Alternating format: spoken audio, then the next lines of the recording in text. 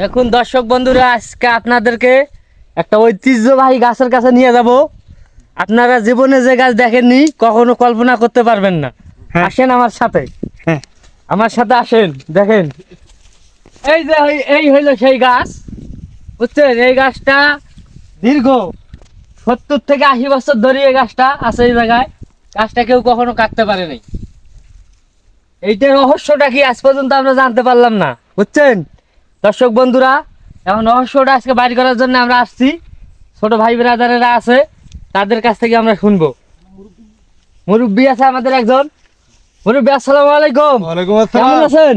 আছি আলহামদুলিল্লাহ ভালো। এই গাছটা বলে আমি শুনতেছি বহুত দূর থেকে আসছি, এই গাছটা বলে কেউ কাটতে পারে না। 80-90 বছর হয় গাছের বয়স। উপজেলার মধ্যে এইটা ঐতিহ্যবাহী গাছ, হ্যাঁ। এর নাম হইলো বেল গাছ। হ্যাঁ, এরা জায়গা হলো সাতালের ভিটা। হ্যাঁ, এই জায়গার নাম, এই জায়গার নাম। জি, পরের দিক গাছটা কাটে ঠিকই, কিন্তু এদিকে কাটে ওদিকে করার ধারে যায়, এদিকে ফির মন্দির যায়। জি, এই গাছটা কেউ কাটতে পারে নাই। তো এই গাছে মানে অনেক কিছু শক্তিশালী জিনিস আছে। না, এটা আল্লাহর কি যেন নীলে খেলা, আল্লাহর কিছু একটা রহমতি গাছ।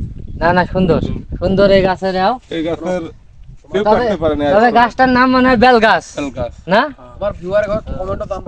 এখন আপনাদের বাসা ফির কই? আমার বাসাও পার্বতীপুরে, কিন্তু আমি ঢাকায় থাকি। ওই বাড়িতে আসছি তো, এই জন্য আর কি শুনলাম, এই জন্য আর কি দেখতে আসলাম। ঠিক আছে, এই যে পোলাপান হলে এই পোলাপান এগুলো হইলো। ইলেকে নিয়ে আসা ভুল হয়েছে তো এখানে। না, সমস্যা নাই। এই গাছে বহু ব্যাপার আছে।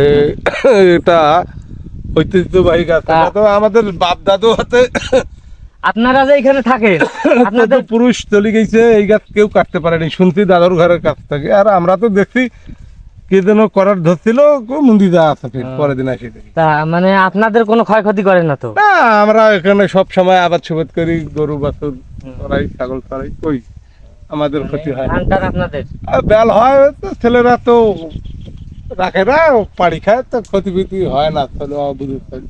তাইলে ঠিক আছে, যদি কারো ক্ষতি না হয় এটা ঠিক আছে। এই বিষয় নিয়ে রেস্ট করি তো, ওই যে ছায়া, ওই যে প্রচন্ড রোদ। এই বিষয় নিয়ে দর্শক বন্ধুরা আপনাদের কি মতামত সবাই কমেন্টে জানাবেন। সবাইকে জানাই আসসালামু আলাইকুম।